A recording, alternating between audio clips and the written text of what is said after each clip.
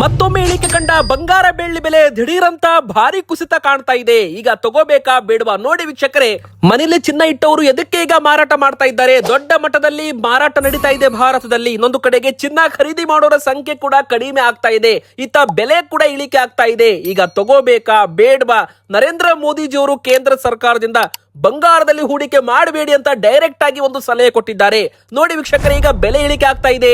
ಈಗ ತಗೊಳಕ್ಕೆ ಜನ ಮುಂದೆಟ್ಟು ಮಾಡ್ತಾ ಇದ್ದಾರಾ ಇಲ್ವಾ? ಮತ್ತೆ ಈಗ ತಗೋಬೇಕಾ ಬೇಡವಾ? ಮುಂದಿನ ಬರೋ ದಿನ ಇನ್ನಷ್ಟು ಇಳಿಕೆ ಆಗುತ್ತಾ? ಏನ್ ಹೇಳುತ್ತೆ ಇಂಟರ್ನ್ಯಾಷನಲ್ ಮಾರ್ಕೆಟ್? ಪ್ರತಿಯೊಂದು ಅಪ್ಡೇಟ್ ಕೂಡ ನಿಮಗೆ ಈ ವಿಡಿಯೋದಲ್ಲಿ ಸಿಗಲಿದೆ. ಹಾಗೂ ಇವತ್ತು ಬೆಲೆಯಲ್ಲಿ ಏನಾಗಿದೆ ಅಂದ್ರೆ ಭಾರಿ ಒಂದು ಏರುಪೇರು ಅಂತಾನೆ ಹೇಳ್ಬಹುದು. ದೊಡ್ಡ ಮಟ್ಟದಲ್ಲಿ ಮಹಾ ಕುಸಿತ ಕಾಣ್ತಾ ಇದೆ. ಬೆಳ್ಳಿ ಮಾತ್ರ ಅಲ್ಲ, ಬಂಗಾರದಲ್ಲೂ ಕೂಡ ಇಳಿಕೆ ಆಗ್ತಾ ಇದೆ. ಇನ್ನೂ ಕೂಡ ಇಳಿಕೆ ಆಗಲಿ ಅಂತ ನೀವು ಆಸೆ ಪಡ್ತಾ ಇದ್ರೆ ಬೇಗನೆ ವಿಡಿಯೋಗೆ ಲೈಕ್ ಮಾಡೋದ್ರ ಮೂಲಕ ವಿಡಿಯೋಗೆ ಪ್ರತಿಯೊಬ್ರು ಕೂಡ ಸಪೋರ್ಟ್ ಮಾಡಿ. ಹಾಗೂ ಪ್ರತಿಯೊಬ್ರು ಕೂಡ ಕಮೆಂಟ್ ಬಾಕ್ಸ್ ಅಲ್ಲಿ ನಾವು ಕೇಳೋ ಪ್ರಶ್ನೆಗೆ ಕಮೆಂಟ್ ಮಾಡಿ ವೀಕ್ಷಕರೇ. ನಿಮ್ಮ ಪ್ರಕಾರ ಬಂಗಾರದ ಸರಿಯಾದ ಬೆಲೆ ಎಷ್ಟಾಗಬೇಕು? ಬಡ ಜನರು ಕೂಡ ಬಂಗಾರ ಖರೀದಿ ಸುಲಭವಾಗಿ ಮಾಡಿರ್ಬೇಕು. ಆ ಒಂದು ನಮ್ಮ ಬೆಲೆ ಕಮೆಂಟ್ ಮೂಲಕ ನೀವು ತಿಳಿಸಬಹುದು. ನೋಡಿ, ಮೊದಲಿಗೆ ಬೆಳ್ಳಿಯಲ್ಲಿ ಜಾಗತಿಕ ಮಟ್ಟದಲ್ಲಿ ಭಾರಿ ಒಂದು ಕುಸಿತ ಕಾಣ್ತಾ ಇದೆ. ಅಂದ್ರೆ ದೊಡ್ಡ ಮಟ್ಟದಲ್ಲಿ ಮಹಾಪತನ ಆಗ್ತಾ ಇದೆ. ನಾವು ನಿಮಗೆ ಚಾರ್ಟ್ ಮೂಲಕ ಮತ್ತೊಮ್ಮೆ ಎಕ್ಸ್ಪ್ಲೇನ್ ಕೂಡ ಮಾಡ್ತಾ ಇದ್ದೇವೆ. ಸೊ ನಾವು ನಿಮಗೆ ಕೇಂದ್ರ ಸರ್ಕಾರದ ನಿಯಮಗಳಾಗಿರ್ಬೋದು, ಇತ್ತ ಬಂಗಾರ ಬೆಳ್ಳಿಯಲ್ಲಿ ಹೂಡಿಕೆ ಮಾಡೋರು ಈಗ ತಗೋಬೇಕಾ ಬೇಡವಾ ಅದನ್ನು ಕೂಡ ಹೇಳ್ತೇವೆ. ಸೊ ಮುಂದಿನ ಬರೋ ದಿನ ಏನಾಗಬಹುದು, ಒಂದು ಫೋರ್ಕಾಸ್ಟ್ ರಿಪೋರ್ಟ್ ಕೂಡ ಈಗ ನಮ್ಮ ಕೈಗೆ ಸಿಕ್ಕಿದೆ. ಸೊ ಅದನ್ನ ಪೂರ್ತಿಯಾಗಿ ನೀವು ಮಾಹಿತಿ ಮೂಲಕ ಎಲ್ಲ ಒಂದು ಇನ್ಫಾರ್ಮೇಶನ್ ತಿಳಿದುಕೊಳ್ಳಿ. ಮೊದಲಿಗೆ ನೀವು ನೋಡಬಹುದು ಬೆಳ್ಳಿ ನೋಡಿ, ಈಗ ಒಂದು ಜನವರಿ ತಿಂಗಳಲ್ಲಿ 3,30,000 ಇತ್ತು. ಈಗ 2,28,000 ರೂಪಾಯಿಗೆ ಹತ್ತತ್ರ 1,00,000 ರೂಪಾಯಿವರೆಗೂ ಇಲ್ಲಿ ಇಳಿಕೆ ಅಂತಾನೆ ಹೇಳ್ಬಹುದು. ಅಂದ್ರೆ ಇದೊಂದು ಮಹಾಪತನ. ಕಳೆದ 2 ತಿಂಗಳು 3 ತಿಂಗಳಿನಿಂದ ನೀವು ಗ್ರಾಫ್ ನೋಡಬಹುದು ಬೆಳ್ಳಿದು ಯಾವ ತರ ಇಳಿಕೆ ಆಗ್ತಾ ಇದೆ. ಅಂದ್ರೆ ಈ ಒಂದು ಬೆಲೆಯಲ್ಲಿ ಮಹಾ ಕುಸಿತವಾಗ್ತಾ ಇದೆ. ಕಳೆದ 2-3 ತಿಂಗಳಿನಿಂದ ಇಳಿಮುಖದಲ್ಲಿ ಸಾಗ್ತಾ ಇದೆ ಬೆಳ್ಳಿ ಬೆಲೆ. ಸ್ವಲ್ಪ 10-15 ಸಾವಿರ ರೂಪಾಯಿ ಏರಿಕೆ ಆಗೋದು, ಮತ್ತೆ 30-40 ಸಾವಿರ ರೂಪಾಯಿ ಇಳಿಕೆ ಆಗೋದು. ಈ ತರ ಸ್ಟೆಪ್ ಡೌನ್ ಅಂತ ಕರೀತಾರೆ. ಸ್ಟೆಪ್ ಡೌನ್ ಆಗ್ತಾ ಈಗ ಬೆಳ್ಳಿ 2,29,000 ರೂಪಾಯಿಗೆ ಬಂದು ನಿಂತಿದೆ.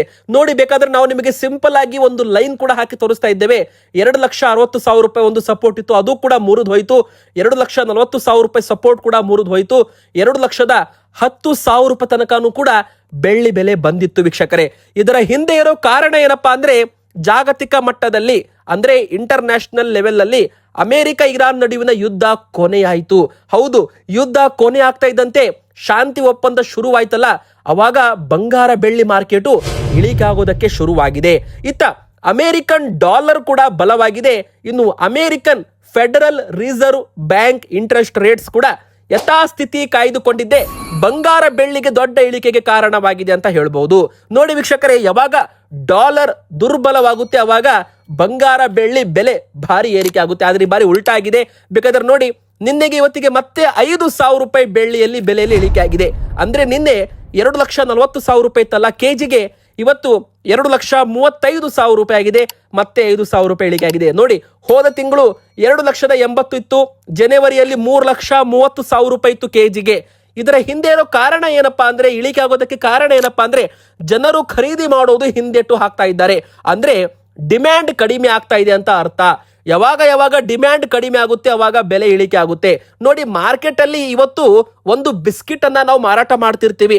ಒಂದು ಬಿಸ್ಕಿಟ್ ನಾವು ಮಾರಾಟ ಮಾಡುವಾಗ ಅದನ್ನ ಜನ ತಗೋಲೇ ಇಲ್ಲ ಅಂದ್ರೆ ತಗೊಳ್ಳೋರೇ ಇಲ್ಲ, ಅಂದ್ರೆ ಅದನ್ನ ಖರೀದಿ ಮಾಡೋರೇ ಇಲ್ಲ. ಅಂದ್ರೆ ಡಿಸ್ಕೌಂಟ್ ಅಂತ ಹೇಳಿ 10 ರೂಪಾಯಿ ಬಿಸ್ಕೆಟ್ ಅನ್ನ 5 ರೂಪಾಯಿಗೆ 7 ರೂಪಾಯಿಗೆ ಅಂತ ಮಾರಾಟ ಮಾಡ್ತಾರೆ.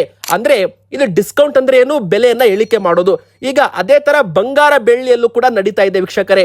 ಈಗ ಮಾರ್ಕೆಟ್ ಅಲ್ಲಿ ಬಂಗಾರ ಬೆಳ್ಳಿ ಟ್ರೇಡ್ ಆಗ್ತಾ ಇದೆ, ಆದ್ರೆ ಟ್ರೇಡಿಂಗ್ ಡಾಲರ್ಸ್ ಅಲ್ಲಿ ಆಗ್ತಾ ಇದೆಯಲ್ಲ, ಹೀಗಾಗಿ ಡಾಲರ್ಸ್ ಅಲ್ಲಿ ಹೂಡಿಕೆ ಮಾಡ್ತಾ ಇದ್ದಾರೆ ಜನರು. ಅಂದ್ರೆ ಡಾಲರ್ಸ್ ಅಲ್ಲಿ ಯಾವಾಗ ಹೂಡಿಕೆ ಮಾಡ್ತಾರೆ, ಡಾಲರ್ ಬಲವಾಗುತ್ತೆ, ಬಂಗಾರ ಬೆಳ್ಳಿಯಲ್ಲಿ ಹೂಡಿಕೆ ಮಾಡೋರ ಸಂಖ್ಯೆ ಕಡಿಮೆ ಆಗುತ್ತೆ. ಇನ್ನೊಂದೇನಪ್ಪಾ ಅಂದ್ರೆ 1 ವರ್ಷಗಳ ಕಾಲ ಬಂಗಾರ ಖರೀದಿ ಮಾಡಬೇಡಿ ಅಂತ ಕೇಂದ್ರ ಸರ್ಕಾರ ಹೇಳಿದೆ. ಇದು ಕೂಡ ಒಂದು ಪ್ಲಸ್ ಪಾಯಿಂಟ್ ಅಂತ ಹೇಳ್ಬೋದು. ಬಂಗಾರ ಬೆಳ್ಳಿ ಬೆಲೆಗೆ ಇಳಿಕೆಗೆ ಕಾರಣವಾಗಿದೆ. ಅಂದ್ರೆ ಜನ ಖರೀದಿ ಮಾಡಲು ಮುಂದೆ ಬರ್ತಾ ಇಲ್ಲ. ಇನ್ನು ಬೆಲೆ ಇಳಿಕೆ ಆಗೋದನ್ನ ನೋಡಿ ಮನೆಯಲ್ಲಿಟ್ಟ ಬಂಗಾರ ಜನರು ಮಾರಾಟ ಕೂಡ ಮಾಡ್ತಾ ಇದ್ದಾರಂತೆ. ಅಂದ್ರೆ ಎಲ್ಲಿ ಬಂಗಾರ ಮತ್ತೆ 1,00,000 ರೂಪಾಯಿ ಆಗ್ಬಿಡುತ್ತೋ ಅಂತ ಒಂದು ಭಯದಿಂದ ಮಾರಾಟ ಮಾಡ್ತಿರ್ಬೋದು ಅಂತ ಇಲ್ಲಿ ಹೇಳಲಾಗ್ತಾ ಇದೆ. ನೋಡಿ, ಹೋದ ವರ್ಷ ಜೂನ್ ತಿಂಗಳು ಜುಲೈ ತಿಂಗಳಲ್ಲಿ 1,00,000 ರೂಪಾಯಿ ಇತ್ತು ಬಂಗಾರ. ಆದ್ರೆ ಈಗ 1,50,000 ರೂಪಾಯಿ ತನಕ ಇದೆ. ಅಂದ್ರೆ 1,60,000 1,70,000 ರೂಪಾಯಿ ತನಕ ಹೋಗಿತ್ತು. ಆದ್ರೆ ನಂತರ ನೋಡಿ ಯಾವ ತರ ಇಳಿಮುಖದಲ್ಲಿ ಸಾಕ್ತಾ ಇದೆ. ಅಂದ್ರೆ 1,60,000 ಈಗ 1,42,000 ಅಂದ್ರೆ ಹತ್ತತ್ರ 18,000 ರೂಪಾಯಿ ಕೂಡ ಇಲ್ಲಿ ಬಂಗಾರದ ಬೆಲೆಯಲ್ಲಿ ಇಳಿಕೆ ಆಗಿದೆ. ಕಳೆದ 1 ತಿಂಗಳು 2 ತಿಂಗಳಿನಿಂದ ಬೆಲೆ ಇಳಿಮುಖದಲ್ಲಿ ಸಾಗ್ತಾ ಇದೆ. ಅಂದ್ರೆ 1-2 ಸಾವಿರ ಮೇಲ್ ಹೋಗೋದು, ಮತ್ತೆ 3-4 ಸಾವಿರ ಇಳಿಕೆ ಆಗೋದು. ಸ್ಟೆಪ್ ಡೌನ್ ಅಂತ ನಾವೇನ್ ಕರಿತೀವಲ್ಲ, ಆ ತರ ಒಂದು ಸ್ಟೆಪ್ ಡೌನ್ ಫಾರ್ಮ್ಯಾಟ್ ಮೂಲಕ ಬಂಗಾರ ಬೆಳ್ಳಿ ಎರಡೂ ಕೂಡ ಇಳಿಕೆ ಆಗ್ತಾ ಇದೆ. ಬೇಕಾದ್ರೆ ನೀವು ಸ್ಕ್ರೀನ್ ಮೇಲೆ ಲೈವ್ ಆಗಿ ಬಂಗಾರದ MCX ಅಂದ್ರೆ ಇದು ಮಲ್ಟಿ ಕಾಮೋಡಿಟಿ ಎಕ್ಸ್ಚೇಂಜಿನ ಒಂದು ಚಾರ್ಟ್ ಕೂಡ ನೀವು ನೋಡ್ತಿರ್ಬೋದು. ಬೇಕಾದ್ರೆ ನಾವು ನಿಮಗೆ ಲೈನ್ ಆಗಿ ತೋರಿಸ್ತೇವೆ.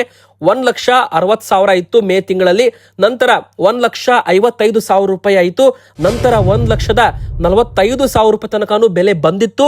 ಅವಾಗ ಕೂಡ ತುಂಬಾ ಜನ ಖರೀದಿ ಮಾಡಿರ್ಬೋದು. ಈಗ ನಂತರ 1,40,000 ರೂಪಾಯಿ ತನಕ ಲೋ ಟಚ್ ಆಗಿದೆ. ಅಂದ್ರೆ ಇದರ ಅರ್ಥ ಏನು? ಬೆಲೆ ಸ್ಟೆಪ್ ಡೌನ್ ಆಗ್ತಾ ಇದೆ, ಇಳಿಮುಖದಲ್ಲಿ ಸಾಗ್ತಾ ಇದೆ. ಮುಂದೆ ಇದೇ ತರ 1,30,000 ಆಗ್ಬೋದು, 1,20,000 ಆಗ್ಬೋದು, ಮತ್ತೆ 1,00,000 ರೂಪಾಯಿ ತನಕನೂ ಬರಬಹುದು. ಆದ್ರೆ ಮುಂದಿನ ಫ್ಯೂಚರ್, ಮುಂದಿನ ಭವಿಷ್ಯ ಯಾರು ಕೂಡ ನೋಡಿರ್ಲಿಕ್ಕಿಲ್ಲ.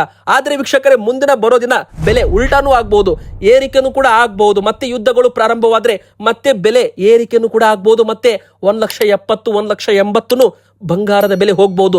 JP Morgan investment bank company ಬಂಗಾರ ಮುಂದಿನ ವರ್ಷ 1,80,000 ರೂಪಾಯಿ ದಾಟುತ್ತೆ ಅಂತ ಒಂದು ಭವಿಷ್ಯವನ್ನ ಹೇಳಿದ್ದಾರೆ. ಇನ್ನು ರಾಬರ್ಟ್ ಕಿಯೋಸಾಕಿ ಕೂಡ ಬಂಗಾರ ಬೆಳ್ಳಿ ಮತ್ತೆ ಏರಿಕೆ ಆಗುತ್ತೆ ಅಂತ ಒಂದು ಭವಿಷ್ಯವನ್ನು ನುಡಿದಿದ್ದಾರೆ. ಆದ್ರೆ ಇತ್ತ ನಾವು ಗ್ರಾಫ್ ನೋಡಿದ್ರೆ ಬೆಲೆ ಇಳಿಕೆ ಆದ್ರೂ ಕೂಡ ಇದು ತಾತ್ಕಾಲಿಕ ಇಳಿಕೆ ಅಂತಾನೂ ಕೂಡ ತಜ್ಞರು ಕರೀತಾ ಇದ್ದಾರೆ. ಇತ್ತ ಇನ್ನೊಂದು ಕಡೆಗೆ ಏನಾಗ್ತಾ ಇದೆ ಅಂದ್ರೆ, ಚಿನ್ನದ ಬೆಲೆ ಮುಂದಿನ ದಿನ ಮತ್ತಷ್ಟು ಇಳಿಬಹುದು ಅಂತ ಆತಂಕ ನಡುವೆ ದೇಶಾದ್ಯಂತ ಹಳೆಯ ಬಂಗಾರ ಅಂದ್ರೆ ಯಾರೆಲ್ಲ 50, 60, 1,00,000 ಇದ್ದಾಗ ಬಂಗಾರ ಖರೀದಿ ಮಾಡಿದ್ರಲ್ಲ, ಅವರು ಈಗ ಒಂದು ಬಂಗಾರವನ್ನ ಮಾರಾಟ ಮಾಡಿ ನಗದು ಪಡೆಯಲು ಅಂದ್ರೆ ಹಣ ಪಡೆಯಲು ಆಸಕ್ತಿ ಕೊಡ್ತಾ ಇದ್ದಾರೆ. ಅಂದ್ರೆ ಹಳೆಯ ಚಿನ್ನ ಮಾರಾಟ ಭಾರತದಲ್ಲಿ ಜಾಸ್ತಿ ಆಗ್ತಾ ಇದೆ.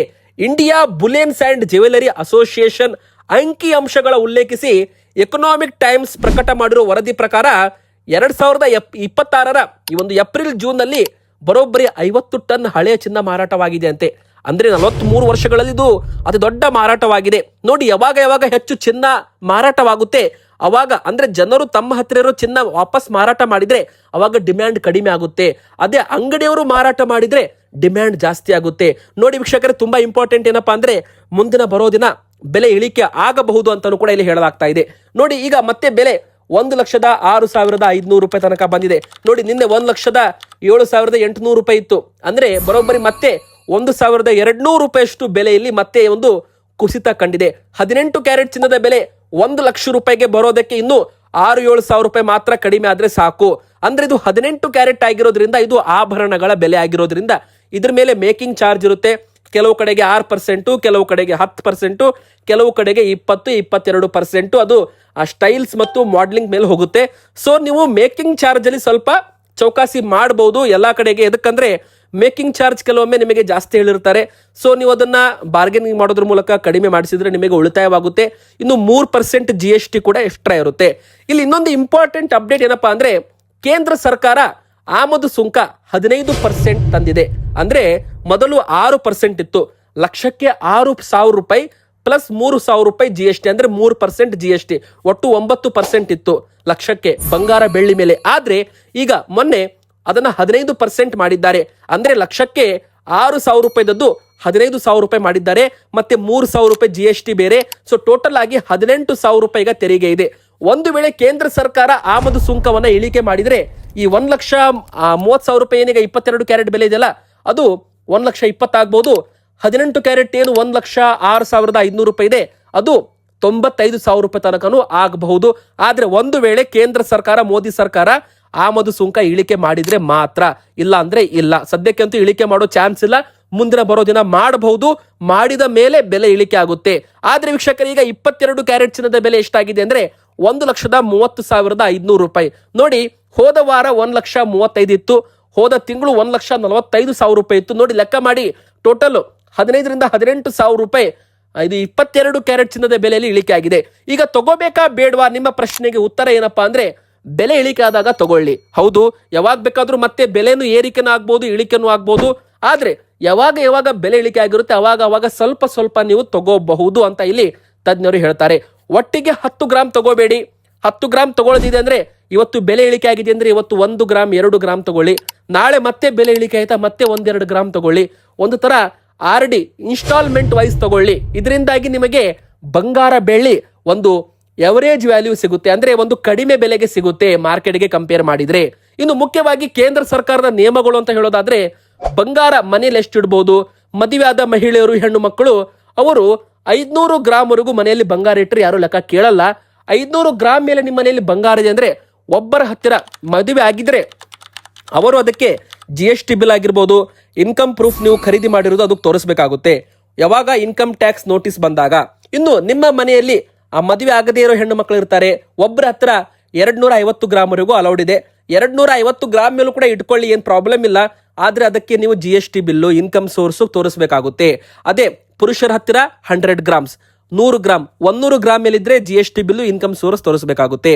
ಈಗ 24 ಕ್ಯಾರೆಟ್ ಅಂದ್ರೆ ಗಟ್ಟಿ ಬಂಗಾರ ಇದ್ರದ್ದು ಬೆಲೆ ನೋಡಿ 1,42,000, 3% GST ಸೇರಿಸಿದ್ರೆ 1,46,000 ರೂಪಾಯಿ, 300 ರೂಪಾಯಿ ಆಗ್ತಾ ಇದೆ. ಟೋಟಲ್ ಆಗಿ ಹೇಳ್ಬೇಕಂದ್ರೆ ಇದು ಹೋದ ವಾರ 1,48,000 ಇತ್ತು, ಮತ್ತೆ 1,55,000 ರೂಪಾಯಿ ಇತ್ತು. ಹೋದ ತಿಂಗಳು 1,60,000 ರೂಪಾಯಿ ತನಕ ಹೋಗಿತ್ತು. ಈಗ 1,42,000 ಅಂದ್ರೆ ಟೋಟಲ್ ಆಗಿ ಒಂದು 18,000 ರೂಪಾಯಿ ಅಷ್ಟು ಇಳಿಕೆ ಆಗಿದೆ ಅಂತ ತಿಳ್ಕೊಳ್ಳಿ. ಯಾವಾಗ ಬೆಲೆ ಇಳಿಕೆ ಆಗಿರುತ್ತೆ ಅವಾಗ ಸ್ವಲ್ಪ ತಗೋಬಹುದು ನೀವು. ಬೆಲೆ ಇಳಿಕೆ ಆದ್ರೆ ನಿಮಗೆ ನಷ್ಟ, ಬೆಲೆ ಏರಿಕೆ ಆದ್ರೆ ಲಾಭ ಅಂತಾನೆ ಹೇಳ್ಬೋದು. ಇವತ್ತಿಗೆ ಇಷ್ಟ ಆಗಿತ್ತು. ವಿಡಿಯೋ ಇಷ್ಟ ಆದ್ರೆ ಲೈಕ್ ಮಾಡಿ, ನಿಮ್ಮ ಅನಿಸಿಕೆ ಕಮೆಂಟ್ ಮಾಡಿ, ಚಾನಲ್ಗೆ ಸಬ್ಸ್ಕ್ರೈಬ್ ಆಗಿ.